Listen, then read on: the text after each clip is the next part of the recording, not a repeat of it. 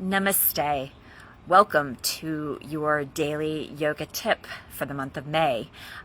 During this month, I am coming in live each day with a quick tip for ways that you can incorporate an aspect of yoga into your daily routine.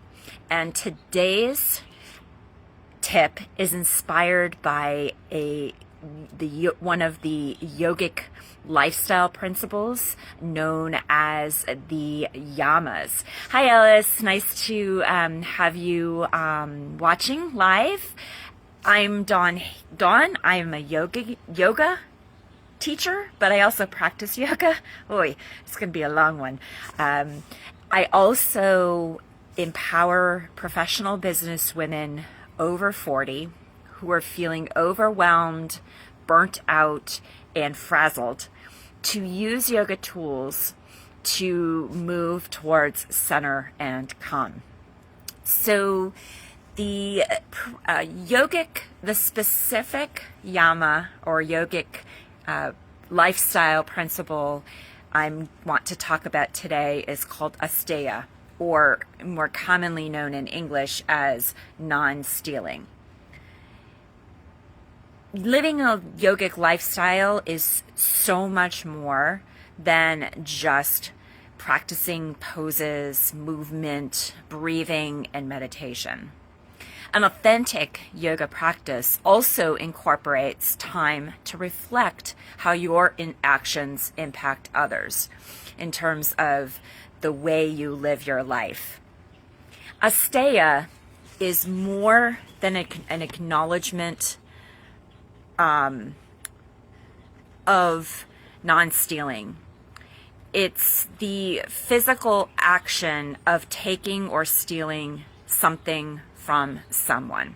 I know that was a little awkward, but essentially there are different ways that you can steal from others, and some of these can be very intentional in the choices you make, and others are unintentional. They're a byproduct of societal conditioning with different mindsets and different ways of living life in the greater community. For example, Asteya can happen when you're interacting with another person. So, for example, this person is telling you all about this amazing trip that they just took. And at the end, you pipe in and tell your story about how you have this amazing trip planned, or you have been to that place before and you share your stories. So, in common parlance, this may be a situation where you may feel you're adding to the conversation. Hey Stacy, nice to have you here with us live. If you are watching live, drop #live. If you are coming in on the replay, drop #replay. Please go ahead and ask any questions as well, and I'll either answer them here live during the video or I'll come back. So going back to our example of this conversation that you're having with somebody about their trip, and you've piped in. And I know from personal experience, I always felt, oh gosh, my addition to this story is going to add something to the conversation. It's going to make this person feel that their choice was great. In reality, in some circles, and if you're looking at the yogic principle of Asteya, the action of interjecting your opinion or your experience into the conversation steals the spotlight from the person who started the conversation or who was being given the attention and was telling the story. And while your input again may not have been an intentional stealing, it does shift the attention from the person who is telling the story to you.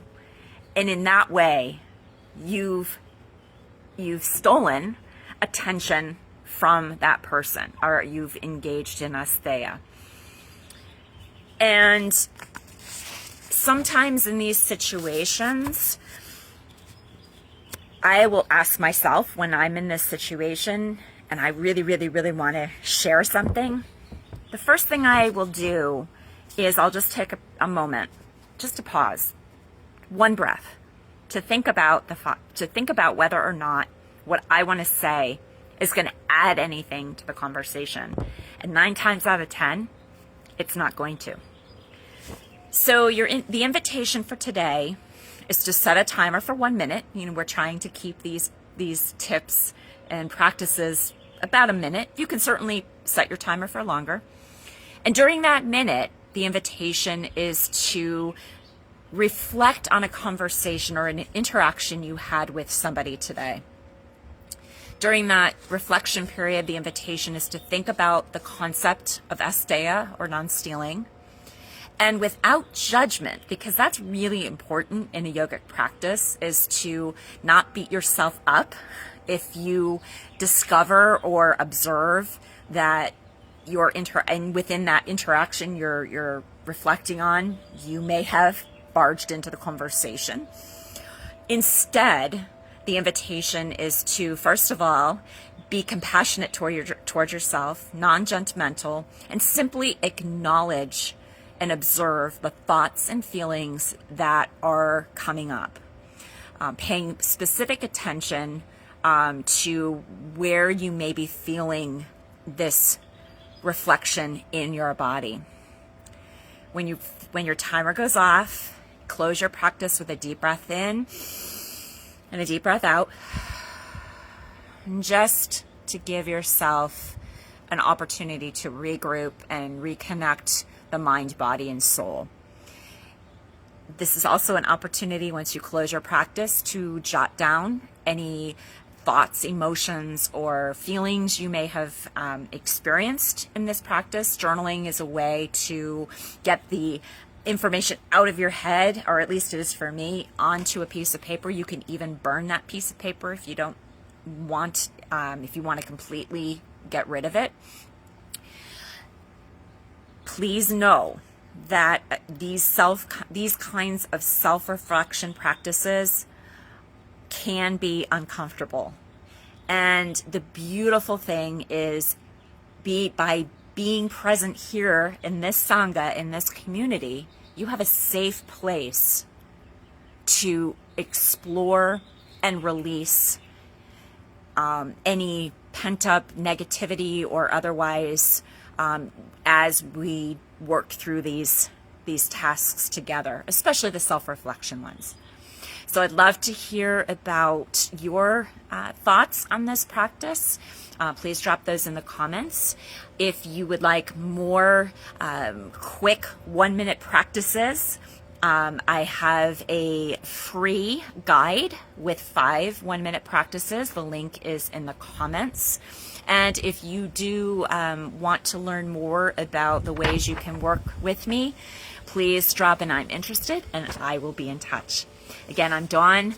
I practice yoga, and I empower professional business women over 40 to use yoga tools to move from frazzled and burnt out towards center and calm. I will see you all very soon. Be well.